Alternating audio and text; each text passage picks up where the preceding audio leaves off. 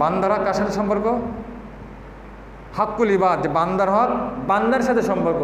কিয়ামত পর্যন্ত যদি কোনো ব্যক্তি তওবা করে, আল্লাহ এখানে বান্দার সাথে তার মীমাংসা করে দিবেন কিয়ামতের দিন। আর দুনিয়ায় যদি আপনি মৃত্যুর আগে এগুলো আপনি তাকে দিয়ে দেন, আপনি একটা মানুষকে গালিগালাজ করেছেন, একটা মানুষকে আপনি অন্যায়ভাবে আঘাত করেছেন, যতক্ষণ পর্যন্ত ওই ব্যক্তি আপনাকে ক্ষমা না করবে ততক্ষণ কিন্তু আপনার ক্ষমা নাই। কি বুঝেছেন কথা? তাহলে কত সতর্কভাবে আমাদেরকে চলতে হবে। যতক্ষণ ওই ব্যক্তি ক্ষমা না করবে, আপনি কিয়ামত পর্যন্ত তাসবিহ তাহলিল তাহাজ্জুদ দান সদকা আপনি তওবা করেন না কেন, ক্ষমা হবে না। তাহলে বিষয়টা কঠিন না? এই জন্য আল্লাহ নবী বলছেন যে কিয়ামতের দিন অনেক মানুষ অনেক নামাজ রোজা দান সদকা নিয়ে উঠবে, কিন্তু সে কোনো মানুষকে আঘাত করেছে, কোনো মানুষের উপরে জুলুম করেছে, গালিগালাজ করেছে, হক নষ্ট করেছে। এটা করার কারণে যার উপরে করেছেন তার সাথে মীমাংসা করে দেওয়া হবে। তার সব উক্ত ব্যক্তিকে দিবেন।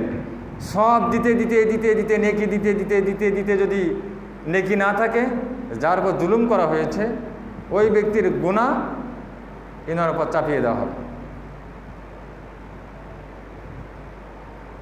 এজন্য এই ব্যক্তিকে আল্লাহ নবী বলেছেন এই হলো সবচেয়ে বড় নিঃস্ব ব্যক্তি।